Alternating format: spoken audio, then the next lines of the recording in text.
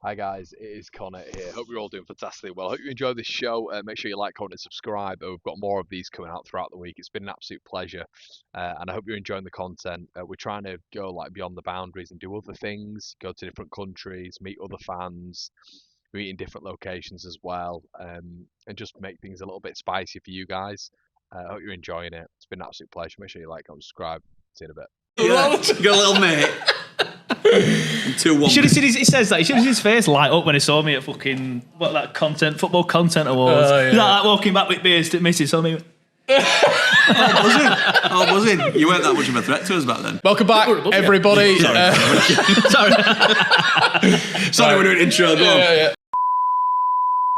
Welcome back, everybody. To the Blades Ramble. To the Blades Ramble, to Turfcast, whatever it is, one Leeds.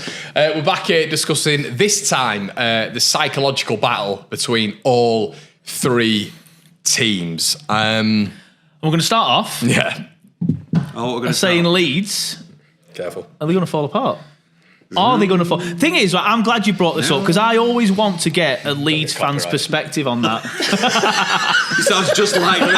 Yeah. I want to get a Leeds fan's perspective on it because when you're losing at Pompey and drawing away at QPR, it must be in the back of your head like it's happening again. It must be because I'm thinking to myself, probably not. They'll have enough. Agreed. But then I think Leeds fans are thinking it's happening again. It's just it's not a big lead, is it? It's not a big lead with 8 games to go. I always use the example of England and getting to a final or a semi-final. Obviously, finals more recently, but that shirt just weighs too heavy and they can't get it over the line. I feel like it's the same with Leeds. Maybe the shirt and the expectation of the big crowd and everybody in the stadium thinking it's happening again, and obviously that anxiety transpires onto the pitch, and then the players start making mistakes. It's a great point from Joseph.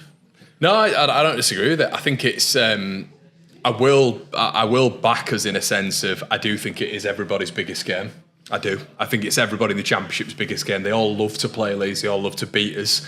And there's no way QPR turn up like QPR did or Portsmouth turn up like Portsmouth did at this stage of the season against Burnley and Sheffield United. I just don't think it happens. Is that because we won there and you didn't?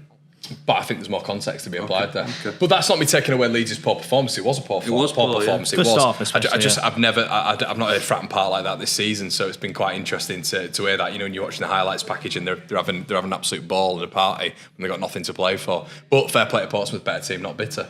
But what I will say, but honestly, what I will say is I do think with Leeds, biggest club in the division, I do think it Outside Sunderland, maybe. No way. It wears heavy. It wears a lot heavier on Leeds than any other club. That's how I feel. But I do think, look, you can bring Sunderland into the picture as well. I think it's we were just talking about the playoff picture in a separate video. I think you go back to the Stadium of Light with an advantage, and Sunderland have to win. The pressure is massive. It's absolutely massive, and you can feel it. On Sunderland as well. Feel it. Yeah. You can. That's what I mean. Yeah, you can massively feel it. So young squad as well. It's a lot to cope with, isn't it? So it is. But it is. It's horrendous, and you look at this is the thing. You're all sort of begging on that, and it's not measurable. Leeds on paper, fantastic team. On paper, we're not talking about on paper. I think that's why we always talking go about the back intangibles, the stuff that you can't measure. I think that's why we always go back to the fact that we think you'll have enough to get up. But then there's always that thing in the back of my head thinking, well, there's signs they might be doing it again. So I'm always interested. When Leeds are 1-0 down, for example, at home, or it's 0-0, for example, how are the Leeds fans feeling? Are they anxious? Are they thinking it's happening again? In January, February, everybody's thinking we're going to come back and do this. Yeah. I think it gets to this period, and everybody This is the time. There is a weird thing at Ellen Road where it just kind of goes quiet.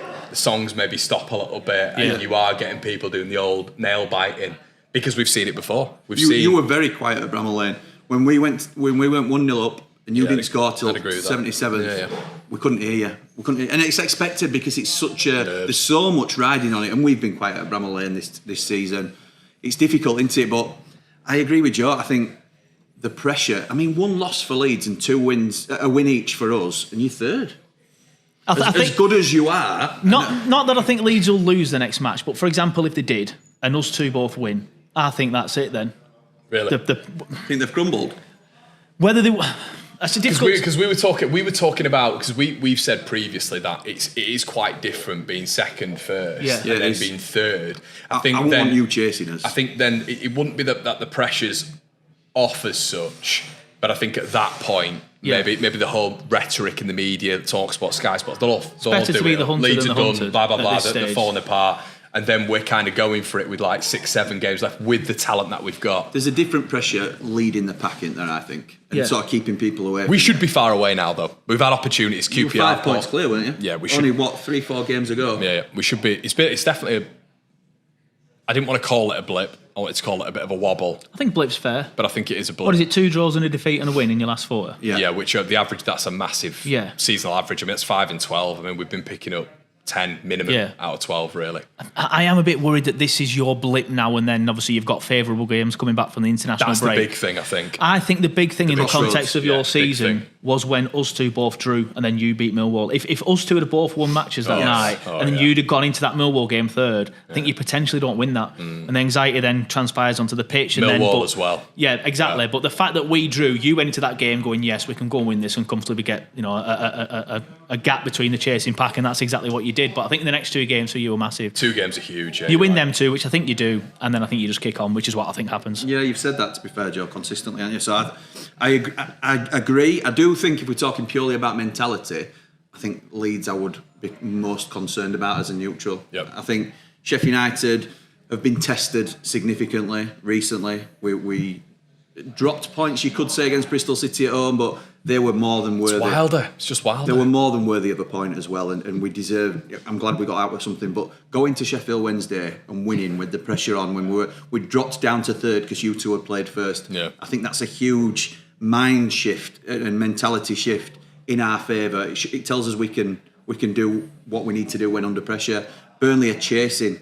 And that's always an extra little incentive, I think. They've got something to aim for. They know what they have to do. There's no excuses for them. They have to go out and win almost every game. Leeds, well, they might get away with a draw here or there. And it's you're teetering, aren't you, then, on what you can and can't do. Yeah. It's better to be the hunter than the hunted. I agree. We'll get there. And I feel like at this stage, it's good for us to be where we are. Like Jim just said, to have a thing to aim for, to know what we need to do to get above you. Yeah. It's the same for us because we're chasing the title, really. If we look at it that way around. You are. But that's the way we have to look at it. If we were top by, say, 3 points or 2 points, 1 point, whatever it might be, there's more pressure of staying top, isn't there? Of course there is.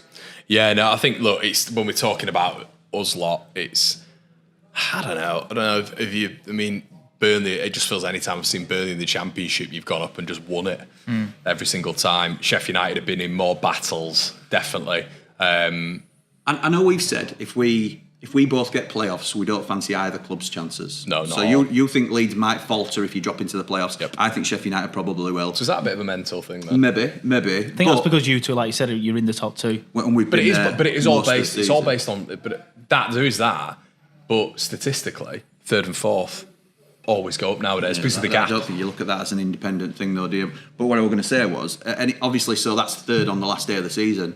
Do you think if you drop out of the top 2 at any point now, you'll struggle to get back in? Depends how early for me. If you drop out in the next couple, you might have enough time to drop back in, get back in. It's talking about mentality, isn't it? And there's some. I don't think that's that unlikely. Not that you drop out of the top 2. That we drop out, but then get back in. Then push yourself back in. Yeah, I think if you drop out now in your next 2, which as I've already said, I don't think you will, then you'll have time to regroup, get back in. Whereas if you drop out... Last 4, it's done. Last 4, I think it would be done for us. I think we'd really struggle mentally to get back I think the thing that goes in your... That's what I'm going to say. That's why it's different to last season, in my opinion.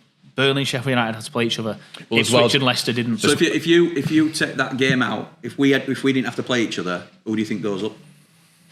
Still Leeds, to be fair. Yeah. But I do feel like it. I do feel like it benefits them.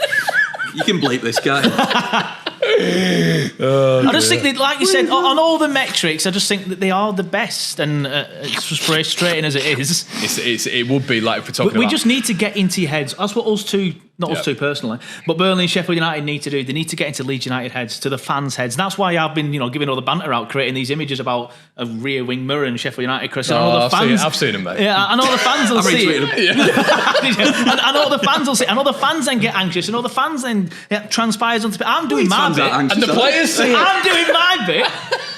You've got to do your bit. And Bogle follows Turfcast. I'm going to retweet. I'm going to tweet him. Shout out to him. Yeah, no, it is the thing. I mean, players do have social media as well, don't they? Let's be honest. Yeah. So they'll be aware of the pressures, of course. They see stuff. It would be the ultimate. And I know you. It would be the biggest bottle of the Leeds bottles. It would. It would be the ultimate Leeds bottle. In all fairness, recently, I know there is a big narrative around it, but recently, probably in the last 10 to 13 years, really, I can't really think of many absolute ultimate bottle jobs. It probably is the Bielsa season. Yeah, that's the 18-19 season, isn't it? That and we were close to bottling it ourselves at one stage. So, and the thing is, it doesn't necessarily come down to bottling it, because it's going to be the highest points total probably for a third place team ever. Last season, I don't think we bottled it. I think we just. That's what I mean. We just ran out of steam. 90 points. You haven't bottled the season, have you? No. That's good enough to go up 9 times. And you went up on 89, didn't you? Yeah, exactly. With Wilder. That's what I mean. So it's like we got to 90, we just had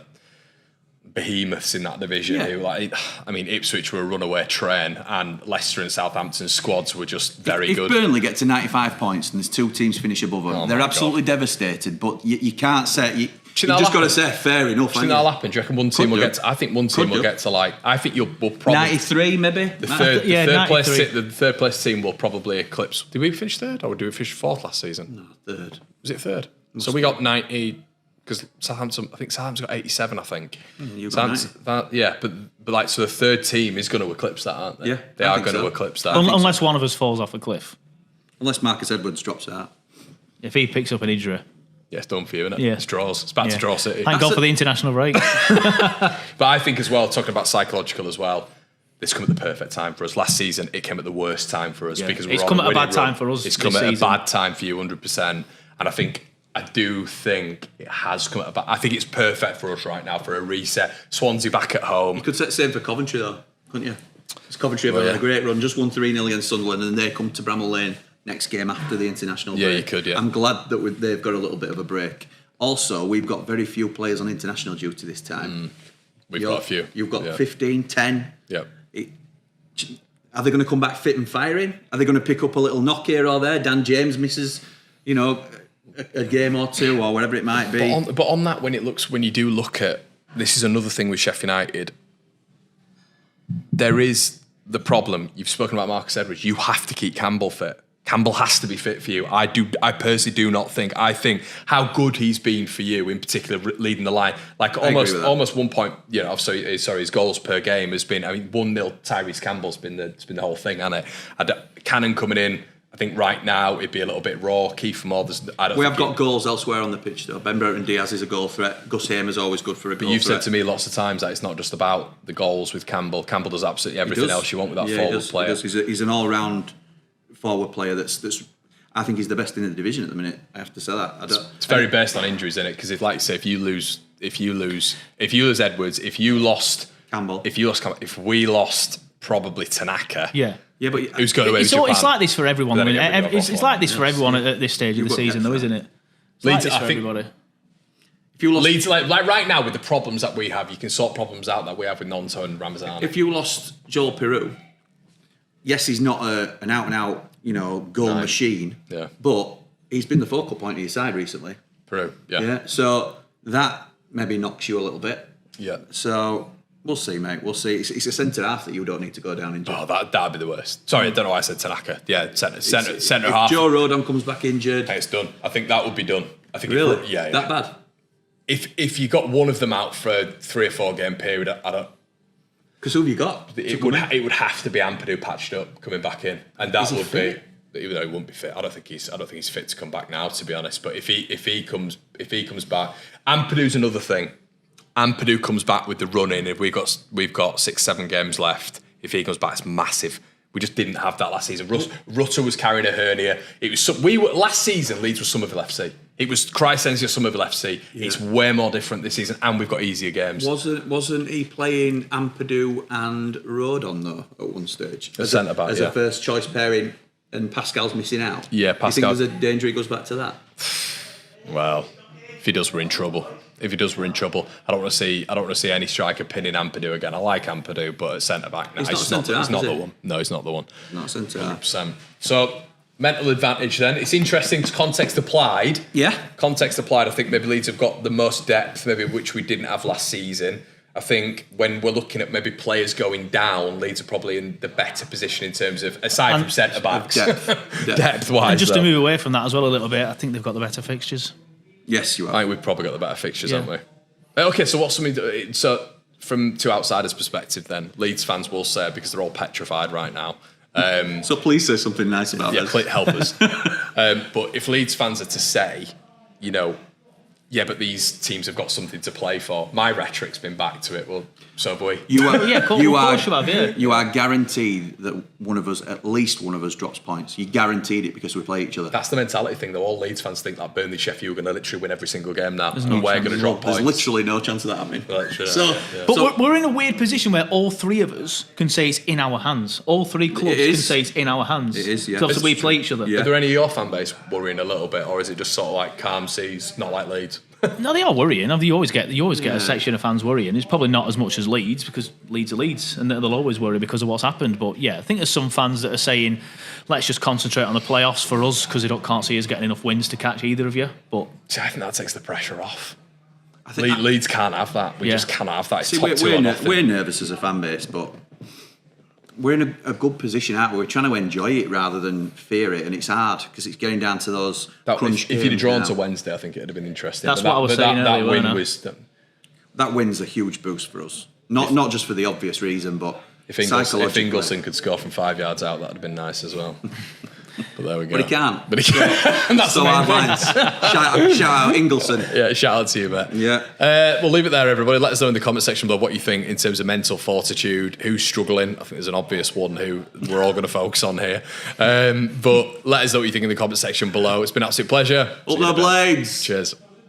I don't even say see you in a bit, and he's like, up the blades. Well, you can't cut it out if I'm up at top here. Nice one, lads. Right. Fantastic. Oh, excellent. I am fucking starving. Yeah, we've got something to go out there, haven't we? Yeah, let's say so. Let's come up with some sort of plan in the group. See what crack is.